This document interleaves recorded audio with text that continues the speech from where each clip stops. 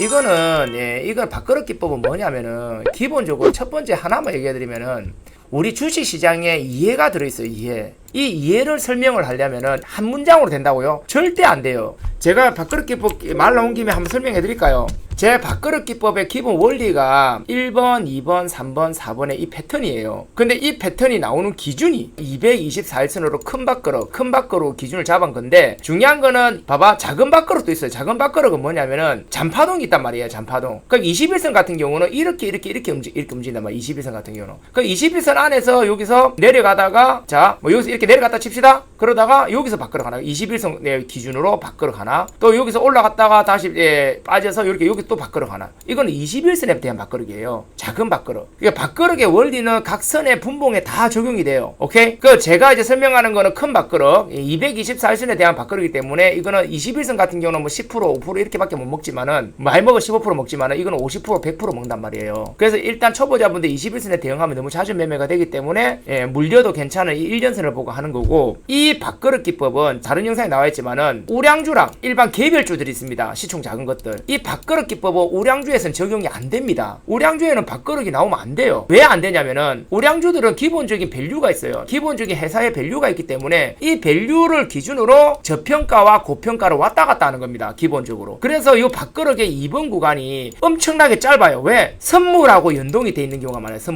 선물하고 연동이 돼 있다는 것은 저평가로 내려가면은 여기에서 공매도 저평가에서 내려갔던 이기서 쇼커버링이 나오기 때문에 V자 반등이 잘 나온단 말이에요. 근데 이 밥그릇 보면 이 V자 반등이 아니잖아요. 특히나 기업이 안 좋고 세력주들 개별주들이 여기에 매집이라는 기간이 필요해요. 이 매집이라는 기간이 필요하기 때문에 제 강의 내용에서는 1번의 거리보다 2번이 반드시 길어야 된다. 이 삼각형이 나오는 겁니다. 요 거리보다 여기가 길어야 된다. 이 이론이 나오는 거예요. 오케이? 짧으면은 요 위에서 해먹었던 이 매집에 매물 맞고 떨어지기 때문에 매집봉이 뜰 가능성이 높고 이걸 지나쳐 가서 여기서 나오는 거예요. 항상. 우량주들은 기본 밸류가 있어요. 자기만의 기초 체력들이 있기 때문에 고평가로 올라가면은 공매도, 그죠? 저평가로 내려가면 쇼커버링, 이렇기 때문에 V자 반등이 나옵니다. 우량주들이 만약에 여기서 이렇게 밥그릇이 나오면은 이건 빠져요. 우량주들은. 그래서 우량주들은 밥그릇이라고 안 하고 U자형 패턴이라고 그래요. U자형 패턴. 그러니까 요 바닥에서 이미 공구를 쳐버려요. 바닥에서 우량주들은 밸류에서 내려가서 여기서 이미 공구를 이렇게 딱 쳐버립니다. 그럼 요 자리가 안 와요. 그러니까 여기서 이렇게 지지가 나오거든요. 여기 안 옵니다.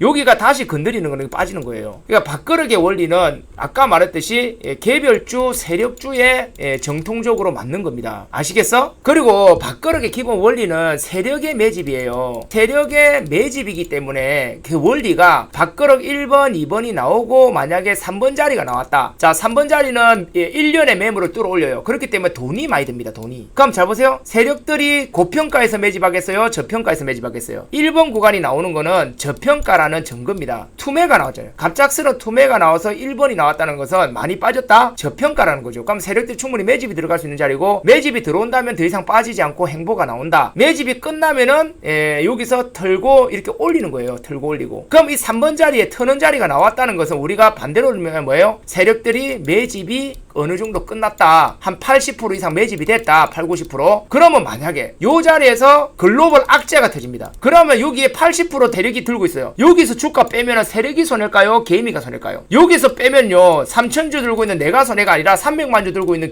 세력이 손해란 말이에요. 3번 자리가 나오고 난 다음에 빼는 거는 더 크게 가요. 매집이 더 잘 돼가지고. 그리고 우리가 계잡주들 있잖아요. 계잡주들이 왜 시장이 안 좋으면 막 상한가 몇 방 가는지 아세요? 시장이 안 좋아서 글로벌 악재가 터져서 여기서 흔들 때 개미들이 물량 매집이 더 쉬운 거예요. 개미 다 털었기 때문에 이미 자기들이 물량 다 들고 있기 때문에 자기들이 그냥 알아서 자전거를 해서 올리면 되는, 시장 상관없어요. 개별주는. 그래서 저희가 3번 자리의 기준은 뭐냐면은 주가가 1번, 2번, 3번, 4번 이렇게 나면은 요렇게 올라가는 게 있고, 요렇게 갖고 요렇게 올라가는 게 있고, 여기서 밑으로 빼가지고 이렇게 올라가는 게 있어요. 이 세 개 중에 하나예요. 1번 패턴이나 2번 패턴이나 3번 패턴이 있는데 1번이나 2번 패턴이 우리가 공략하는 매매법이에요. 224선 기준 이렇게 움직여요. 근데 혹시나 이 3번 패턴이 나오면 시간이 많이 걸리기 때문에 손절을 치든지 다른 종목으로 교체를 해야 되는 겁니다. 만약에 시간이 내가 1년이나 2년 더 투자할 수 있다 하면은 이것도 버텨도 되지만은, 근데 저희가 하는 거는 1번 패턴이나 2번 패턴이 아니면은 자른다. 왜? 시간도 돈이니까. 차라리 손절하고 다른 밥그릇을 들어가면 되는 거예요. 이게 지금 잠깐 설명한 거예요. 근데 이 밥그릇의 이론에는 대주주와 세력의 개의 원리도 있습니다. 1번이 만들어지는 원리와 2번이 형성되는 원리와 3번이 나올 수밖에 없는 원리, 개미가 닿을 수 없는 자리를 왜 뚫어 올리는지, 내가 저 밥그릇 기법을 만드는 게 그냥 패턴만 가지고 만든지 알아요. 공구리도 이제 지지저항이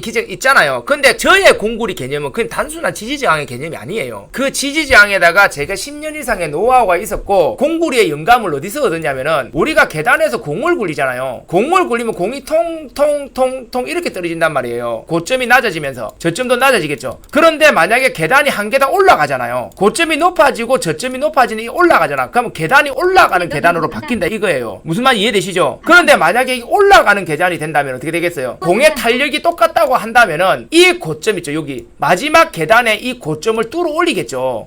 고점을. 이게 공구리의 저만의 원리란 말이에요. 그럼 여기서 계단이 이제 위로 올라가는구나, 이거를 판단할 수 있는 게 그게 공구리란 말이에요. 그 사람들이 그런 공구리의 원리를 이해를 못하니까 제 기법을 뭐 한 줄로 표시를 해. 씨발까, 하마터 지랄하면 진짜 콧구멍에 피어싱 예쁜다, 장대 연봉으로. 응? 방금 시청하신 영상이 도움이 되셨다면 구독, 좋아요, 알람 버튼 눌러주시면 제게 힘이 됩니다. 자, 파이팅 하시고 좋은 하루 되세요.